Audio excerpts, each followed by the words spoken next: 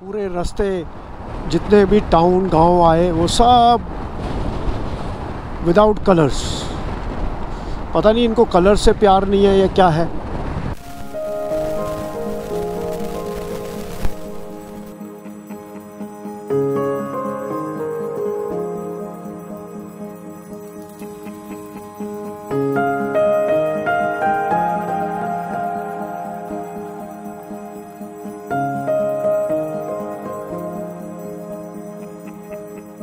तीन घंटे से ऊपर हो गए हैं और अब हम 7th होटल देखने जा रहे हैं। मतलब जो होटल का एड्रेस दिया होता है वहाँ पर होटल ही नहीं होता। आप बुक करो फिर उनको फ़ोन करो, वो कहीं और ले जाएंगे। यहाँ तो बड़ा ही फ्रॉड वाला मामला नज़र आ रहा है। समझ से बाहर है भाई, समझ से बाहर है। मतलब 2 बजे के आए हुए 5 बज चुके हैं।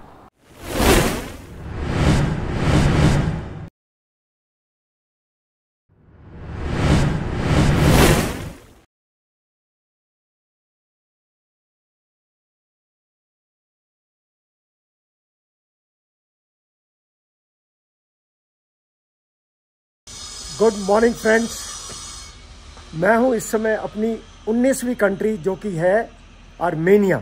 कल हमने आर्मेनिया में एंट्री ली और पहुंच गए हम यहां सीवान। सीवान फेमस है अपनी लेक सीवान के लिए, जो कि एक हाई एल्टीट्यूड पे बहुत खूबसूरत वाटर बॉडी है। लेकिन क्योंकि सर्दी बहुत है तो अभी बोट नहीं चल रही है। कल रात को हम यहाँ पहुँचे थे तो आज अब जाएंगे लेक सीवान देखते हुए। हम जाएंगे आज एक और आर्मेनिया की खूबसूरत सिटी है जो कि है येरेवान। येरेवान बॉर्डर पर बताया था कि ऑलमोस्ट मिनी दिल्ली है, इतने इंडियंस वहाँ पर हैं।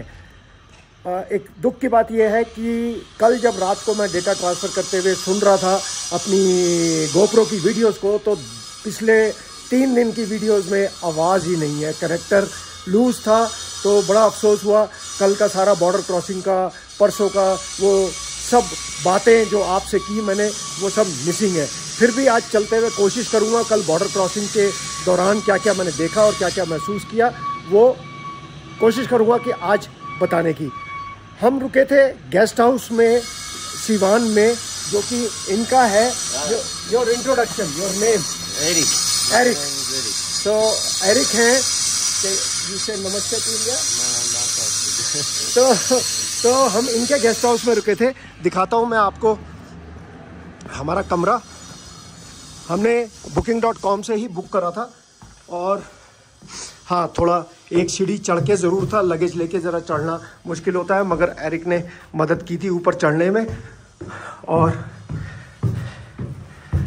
क्योंकि ये बिल्कुल ऑफ सीज़न है, इस समय टूरिस्ट बिल्कुल नहीं है, तो ये घुसते ही एक किचन एरिया और लॉबी है। रूम हमारा काफ़ी बड़ा था, एक डबल बेड, एक सिंगल बेड, सोफ़ा वगैरह और वॉशरूम। आते ही जब इन्होंने देखा कि ठंड में आए हैं, इन्होंने हीटर चला दिया था, जो कि बहुत फर्स्ट क्लास गर्म करा। एक हीटर हमारे कमरे में था। टेम्परेचर कल की बात करें टेम्परेचर की, तो कल जब हम आए तो 2 डिग्री टेम्परेचर था और रात को 0 डिग्री टेम्परेचर हो गया था। और राइड करते समय टेम्परेचर था 5 डिग्री, जो कि गिर के रात तक 2 डिग्री हो गया। और फील, जो चिल फैक्टर फील थी, वो करीब -2 डिग्री की थी। इस समय टेम्परेचर यहाँ पर है करीब 4 डिग्री। मौसम आप देख सकते हैं क्लाउडी है और धूप बिल्कुल नहीं है, ठंड है। यस, यहाँ ये रोड बन रही है।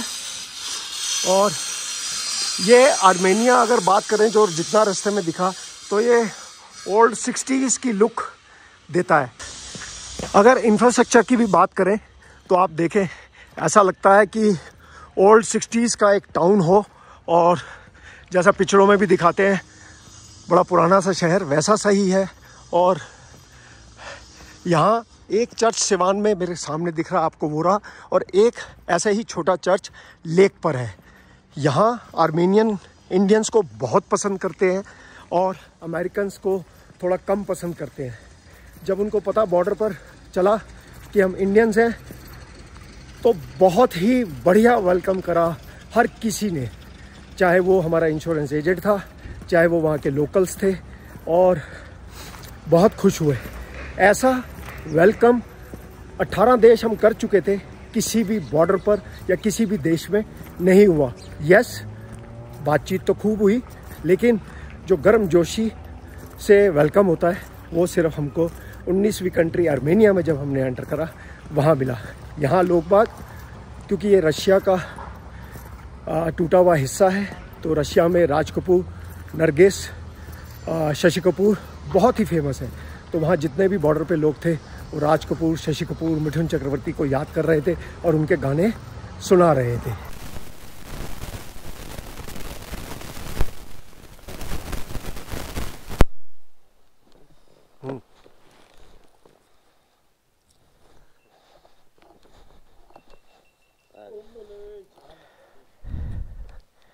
बाय बाय बाय बाय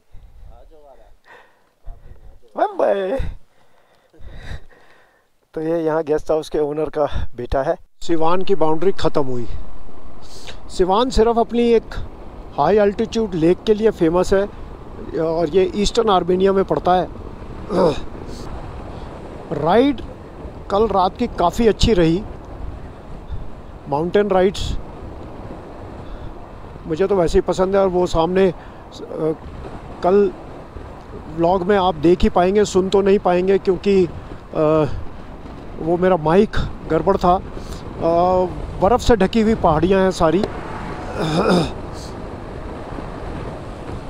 और जो इंफ्रास्ट्रक्चर जॉर्जिया और आर्मेनिया में मुझे फ़र्क लगा कि आर्मेनिया की सड़कें जो हैं वो बहुत बेहतर हैं जॉर्जिया से। दिलीजान एक और छोटा सा टाउन है इस तरफ, हम दिलीजान जा नहीं रहे हैं। आर्मेनिया की लोकल करेंसी है द्राम, आर्मेनियन द्राम। जैसे जॉर्जिया की करेंसी थी जेल, GEL, उसको कहते थे लहरी, तो यहाँ पर है द्राम। और यूरोस और डॉलर्स यहाँ चलते हैं और वो कन्वर्ट भी हो जाते हैं बड़े आराम से, कोई दिक्कत नहीं है। एक यूरो में 437 द्राम मिलते हैं, जो कि ऑफिशियल रेट है, मगर आप जब एक्सचेंज कराएंगे तो थोड़ा कम मिलेंगे। पुलिस की गाड़ियाँ जॉर्जिया में भी और यहाँ आर्मेनिया में भी काफ़ी घूमती दिखती हैं सड़कों पर। पेट्रोलिंग और चेकिंग काफ़ी है यहाँ।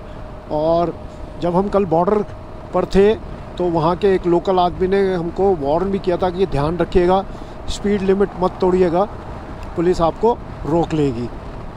तो ये तो मुझे पहले भी पता था कि जॉर्जिया में भी और यहाँ भी कि स्पीड लिमिट का मसला है। और हम वैसे भी पूरी जितनी भी अभी तक 18 कंट्रीज़ में ट्रैवल करा है, हम जो भी स्पीड लिमिट रोड की होती है उसी के अंदर चलाते हैं। ये आ गई जी लेक बिल्कुल नज़दीक से। सब बंद है क्योंकि ठंड हो गई है, तो सब बंद ही हो गए हैं। ये हमारे जैसे गोवा में बीच के किनारे सारे शैक्स और वो सब बने हुए हैं, ये ऐसे ही है। यहाँ पर लेक के किनारे किनारे बीचेस बनी हुई हैं, काफ़ी खूबसूरत। वो देखे वहाँ उधर तक भी बने हुए हैं। तो सिवान से करीब 11 किलोमीटर दूर है दिलीजान, वहाँ जा रहे हैं। वहाँ बिल्कुल वो लेक के पास ही ले जाएगा। लो जी, ये आ गया लेक सामने। वो सामने चर्च है यहाँ पर, एक फेमस है छोटा सा।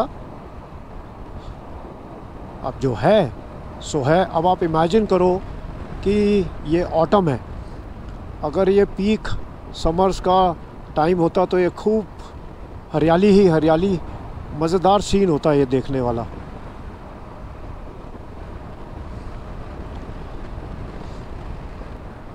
वो चर्च है एक। अब ऊपर तो हम नहीं जा रहे। कैफ़े कम्बूस, कुछ गाड़ियां तो हैं।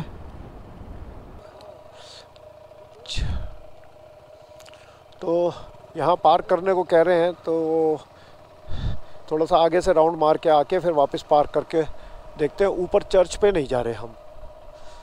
ये है जी दिलीजान, और यहाँ ये लोकल बाज़ार सा है।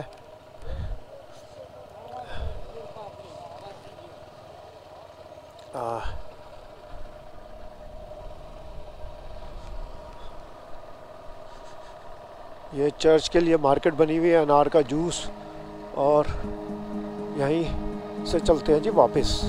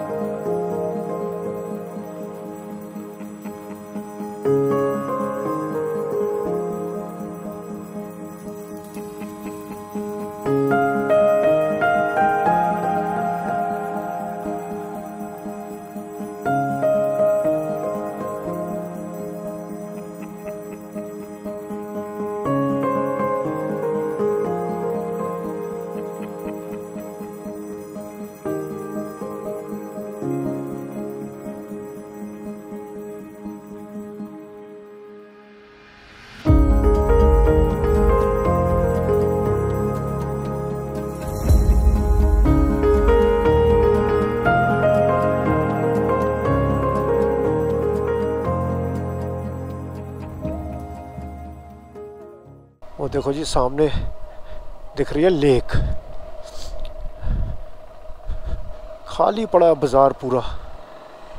हाँ, गर्मियों में बहुत रौनक रहती होगी यहाँ पर, गजब की रौनक होगी यहाँ पर। चलो जी चलते हैं, सफ़र करते हैं येरेवान की तरफ। क्या खूबसूरत व्यू है लेक का।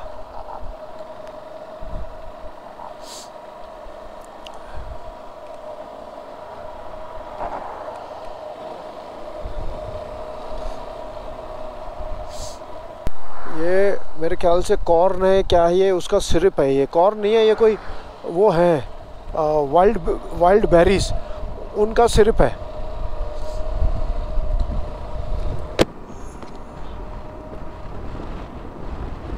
कल माइक ख़राब होने की वजह से अब मैं कल का जो बॉर्डर क्रॉसिंग वाला व्लॉग है और आज का व्लॉग है येरेवान तक का सफ़र, वो एक ही में दिखाऊंगा आपको।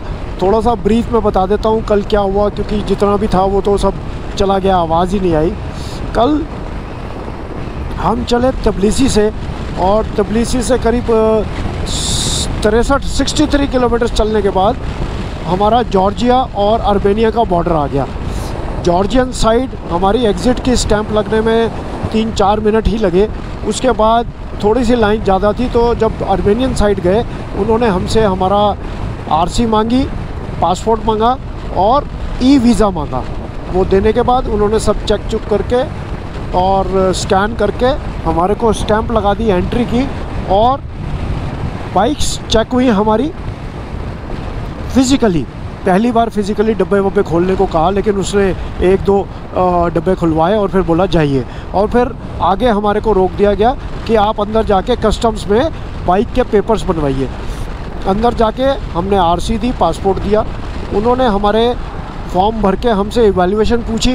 मैंने कहा 3000 यूरो के आसपास की बाइक है मेरी, और उन्होंने 7-8 मिनट लगाकर एक पेपर हमारे हाथ में दिया, जिसके अंदर कब तक हम इस बाइक को आर्मेनिया में रख सकते हैं। उन्होंने 1 साल का हमको एंट्री परमिट दिया इस बाइक का, और ये कहा कि ये परमिट जो है जब आप एग्ज़िट करेंगे आर्मेनिया, आपने कस्टम्स में जमा कराना है, तो इसको संभाल के रखना है। उसको संभाल के रख लिया। उसके बाद उन्होंने कहा आपको बाहर जाके इंश्योरेंस लेना है। अब हम बाहर आए और इंश्योरेंस के लिए पहले जिस शॉप पर गए उसने हमसे $10 या 10 यूरो कुछ ही दे दो, या फिर लोकल करेंसी में दो, 4000 द्राम, आर्मेनियन द्राम मांगा, जो कि थोड़ा सा अजीब लग रहा था मेरे को भी और अंकित को भी। खैर हमने कहा अच्छा देखते हैं, हम करेंसी चेंज करा के लाते हैं, क्योंकि मेरे पास बड़ा नोट था $100 का। और फिर हमने 2 दुकान छोड़ के एक से पूछा, उसने हमसे 5 यूरो मांगा, और हमने कहा, वो बोला यूरो भी ले लूँगा मैं। तो मेरे पास 10 यूरो का नोट था। मैंने कहा अंकित यही कराते हैं, और हमने उनसे इंश्योरेंस कराई। 10 यूरो में दोनों की इंश्योरेंस हुई। ईमेल पर भी इंश्योरेंस आ गई, और फिज़िकल इंश्योरेंस का पेपर भी उन्होंने हमको दे दिया। वहीं पर एक आर्मेनियन सज्जन थे, वो आए, बड़ा ही खुश हुए इंडिया का नाम सुन के, और उन्होंने कहा कि India, we love India, Americans को हम इतना पसंद नहीं करते, इंडियन म्यूज़िक उसने दिखाया, बहुत पसंद करते हैं। बोले हमको समझ नहीं आता लेकिन इसकी बीट्स हमको बहुत अच्छी लगती है। हरियाली बिल्कुल ही गायब हो चुकी है, पत्ते नाम मात्र को भी नहीं बचे हैं, तो इसी से अंदाज़ा लगा सकते हैं कि बर्फ़ पड़ने वाली है और भरी सर्दी शुरू हो गई है। और ये मेरे पीछे ट्रक आ रहा है, आप शीशे में देख सकते हैं, ये वो रशियन फ्लेवर दे रहा है क्योंकि यहाँ रशिया का होल्ड रहा है, तो रशियन फ्लेवर दे रहा है। ये देखो पेड़ झुका हुआ है, इसका मतलब विंड है। तो ऐसे साइन बोर्ड्स जो है ना बहुत कम ही देखने को मिलते हैं। यहाँ मुझे मिले थे ये पैटागोनिया रूटा 40 में, वहाँ तो गजब ही की हवा थी भाई, अर्जेंटीना में गजब की हवा। और मुझे याद है कि जो ब्यूनस आयर्स में बच्चे आईटी में काम करते थे, मेरे फॉलोअर्स बाइकर्स, उनके दोस्त गए थे उशवाया घूमने के लिए, एक गाड़ी लेके 5 जने, वो कार उड़ गई थी, उसमें से 3 की डेथ हो गई थी, 2 कोमा में। तो मतलब अब आप अंदाज़ा लगाओ कि कितनी तेज़ हवा होगी वहाँ पैटागोनिया में। यहाँ पर एडवर्टीज़मेंट बोर्ड्स देखने को मिल रहे हैं, इसका मतलब शहर आने वाला है।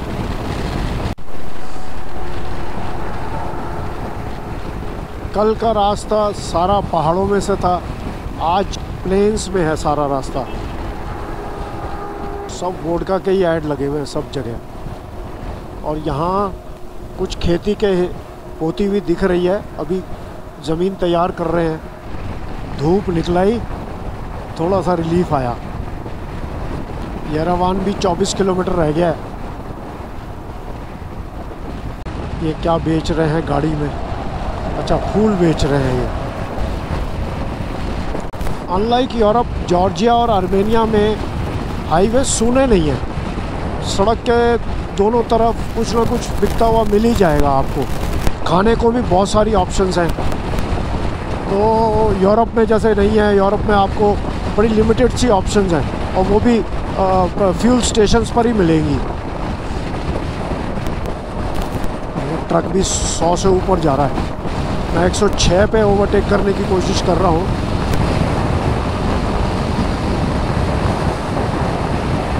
विंड प्रेशर इतना ज़्यादा है, विंड ब्लास्ट बहुत ही ज़्यादा है। और ये जो एरिया आउटस्कर्ट्स ऑफ येरेवान है, ये शायद इंडस्ट्रियल जगह है क्योंकि माइनिंग है। और लेफ़्ट पे फिर वही चर्च, और राइट पे देखो कितना बड़ा ईगल बना हुआ है। ये क्या बना हुआ है? मेरे ख्याल से तो ईगल ही है, पिजन तो नहीं होना चाहिए। कितना सुंदर बनाया हुआ है इन्होंने। इंफ्रास्ट्रक्चर यहाँ भी घरों का जो है वो एक बेसिक स्ट्रक्चर है, वो फैंसी घर नहीं दिख रहे हैं। येरेवान में हो सकता है ज़रूर अच्छे घर देखने को मिले। वो जी येरेवान सिटी आ गई है और चहल पहल दिखनी शुरू हुई। बड़े बड़े शोरूम्स दिख रहे हैं। बेलाजियो, ओहो, येरेवान। पेट्रोल की कीमत यहाँ फिक्स्ड है, ये मैंने देखा है। 530 नॉर्मल, 570 प्रीमियम, और एक सुपर है वो 730 है। येरेवान सेंटर 5 किलोमीटर रह गया, तो रोक के होटल बुक कर लेते हैं ताकि चेक इन करके सामान रख के थोड़ा येरेवान देख ले। booking.com खोलते हैं और होटल बुक करते हैं। होटल हमने शॉर्ट लिस्ट कर लिया, येरेवान सिटी सेंटर में ही है वो। और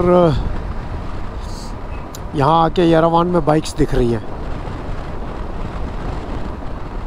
5 किलोमीटर पर है। लेकिन एक बड़ी अजीब सी बात आप भी नोट करोगे, देखो जो बिल्डिंग्स है ना वो रंग ही नहीं है, बिल्कुल रंगहीन है, फीकी है टोटल। कल से बिल्कुल ग्रे ग्रे ग्रे, कोई कलरफुल बिल्डिंग्स ही नहीं है, बिल्कुल सूखा सूखा है। तो ऐसा क्यों है समझ नहीं आया। पूरे रास्ते जितने भी टाउन गांव आए वो सब विदाउट कलर्स, पता नहीं इनको कलर से प्यार नहीं है या क्या है। आज है संडे, आप लोग तो रेस्ट कर रहे होंगे और मैच देखने की तैयारी कर रहे होंगे। मैच शायद हो सकता है शुरू भी हो गया हो, क्योंकि यहाँ पे बजे हैं करीब करीब 2:45, तो आपके वहाँ बजे होंगे 4:15, क्योंकि अब 1.5 घंटे का गैप रह गया है हमारे और इंडिया के टाइम में। एक्सट्रीम जीपिंग टूर आर्मेनिया, देखो कहाँ घुस रहा है, बिल्कुल बिल्कुल चिपकाई दी थी अंकित के बाइक के साथ। लो जी,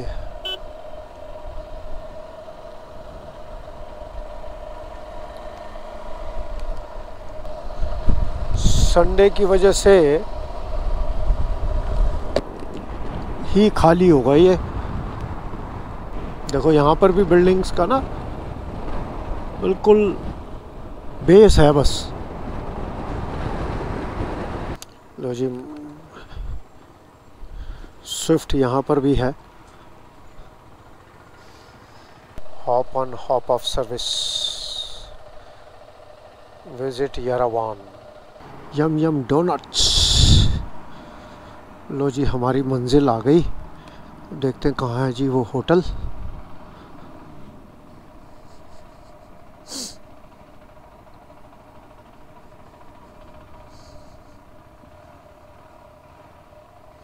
वो जो लाल जैकेट में दिख रहा है वो पार्किंग अटेंडेंट है।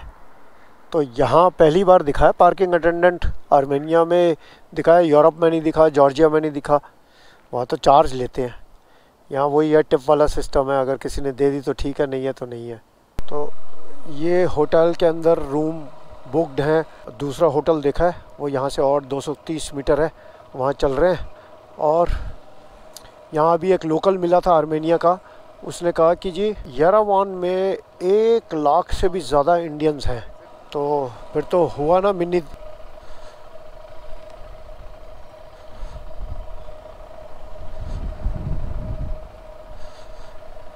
बड़ा ही ख़राब एक्सपीरियंस रहा येरेवान का। 2.5 घंटे हो गए।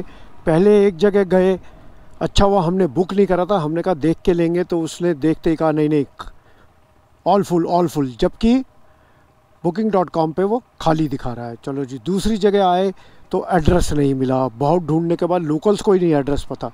तीसरी जगह आए, फिर हमने होटल ही बुक कर दिया तो बंदा एड्रेस नहीं। फिर वो बोला मैं बंदा भेजता हूँ, बंदा भेजा, एड्रेस कहीं का लिखा है, जगह कहीं है, और वहाँ जाके कहता जी मैं ये रूम नहीं दे सकता आपको, मैं दूंगा आपको यहाँ से 1 किलोमीटर दूर रूम। तो हमने मना कर दिया। हम आज 2.5 घंटे से अभी येरेवान में होटल नहीं कर पा रहे। मतलब what a bad experience in Yerevan. क्या कारण है पता नहीं, समझ में नहीं आया। अब एक और होटल देखा है, बुक हम कर नहीं रहे इसलिए कि पता चले वो 4th फ्लोर हो या उसमें भी कोई ऐसे ही लोचा हो, तो बुक हम नहीं कर रहे हैं। वहाँ जाके देखेंगे तभी बुक करेंगे, तभी फाइनल करेंगे। 4:30 बज गए हैं यार, भूख लगी है बड़ी जोर की, और अभी तक होटल नहीं मिल रहा है। हमने सोचा था आज कहाँ, 1-1.25 घंटे की राइड है टोटल, फटाफट राइड करके चेक इन करके खाना वाना अच्छा सा खा के और फिर चलेंगे सिटी देखने। 4:30 तो यहीं बज गए। अब क्या करेंगे क्या नहीं करेंगे, अंधेरा हो जाएगा 5:30 बजे यहाँ। ऑफेलिया टूर, क्या टूर करें, हम तो यहीं सिटी का ही टूर करे चले जा रहे हैं।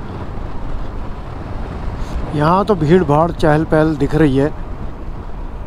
बस अब यार ये होटल हमको मिल जाए, और होटल हो, भटकना ना पड़े। यहाँ लोग एड्रेस कुछ देते हैं, बोर्ड शोर्ड कहीं है नहीं, होटल लिखते हैं, निकलता हॉस्टल है। ये रहा जी हमारा होटल विक्टोरिया, ये रहा, वो कह रहे हैं यही है। तो येरेवान से बिल्कुल दिल ही हट गया है। यहाँ आए हैं, ये कहते हैं जी होटल ही बंद है। अब वो कोई लेडी थी वहाँ, वो कह रही है रूम चाहिए, वो दिखाने गई है। अब अंकित गया है देखने रूम। यार ये क्या हो रहा है हमारे साथ यार येरेवान में। बस देखो 60s के एरा की लग रही है। बट यार आर्मेनिया ने तो बहुत डिसअपॉइंट करा हमको। इतना टाइम तो कहीं भी नहीं लगा हमको, और यहाँ की राइडिंग भी रैश है। चलो जी देखते हैं, ये अभी 5वां-6वां होटल है, यहाँ पे क्या सिचुएशन है। होटल यारावान। 3 घंटे से ऊपर हो गए हैं और अब हम 7th होटल देखने जा रहे हैं। मतलब जो होटल का एड्रेस दिया होता है वहाँ पर होटल ही नहीं होता। आप बुक करो, फिर उनको फ़ोन करो, वो कहीं और ले जाएंगे। यहाँ तो बड़ा ही फ्रॉड वाला मामला नज़र आ रहा है। समझ से बाहर है भाई, समझ से बाहर है। मतलब 2 बजे के आए हुए 5 बज चुके हैं, 5 से भी ऊपर ही हो गया है और अभी तक कमरा नहीं मिला है। अब तो गुस्सा आ रहा है बहुत ज़बरदस्त वाला। पूरा यारावान ही घूम लिया होटल के चक्कर में।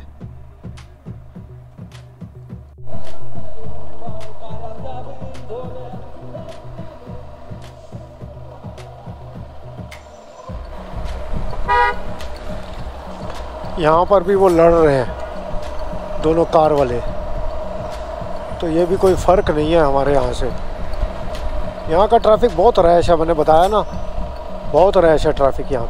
ओहो, ये तो 1 वे है, ये तो 1 वे है। यहाँ तो घुस ही नहीं सकते, वो तो घुस गए। हाँ, वहीं कहीं है। इसका मतलब होटल तो जेन्युइन है, क्योंकि तय लोकेशन पे होटल मिला। पार्किंग का मसला लग रहा है यहाँ। अंकित अंदर गया है पता करने। देखते हैं, पार्किंग का तो हो जाएगा, कहीं ना कहीं हो जाएगी पार्क। तो कोड डालेंगे 1970 स्टार और ये खुल गया और ये हमारे होटल की एंट्री है। बट यार बहुत ऊपर जाके है। आप सोचो, लगेज के साथ 3rd फ्लोर, और वो भी 2 राउंड्स लगाए हैं। पहुंच गए जी 3rd फ्लोर। ये एक कॉमन एरिया है जहाँ छोटी सी किचन भी दिया हुआ है, और ये हमारा रूम है, रूम नंबर 34। अंकित अभी आया नहीं है, चाबी उसके पास है, वो आता है तो मैं अंदर से रूम भी दिखाऊंगा। तो ये है हमारा रूम। सुंदर सा रूम है, बहुत बड़ा नहीं है, लेकिन 2 सिंगल बेड हैं, ये सबसे ज़्यादा आराम है। और ये एक वॉशरूम है कलरफुल। बस, तो खाना हो गया है, अब रेस्ट करना है, सोएंगे। तो आज के लिए इस व्लॉग में इतना ही।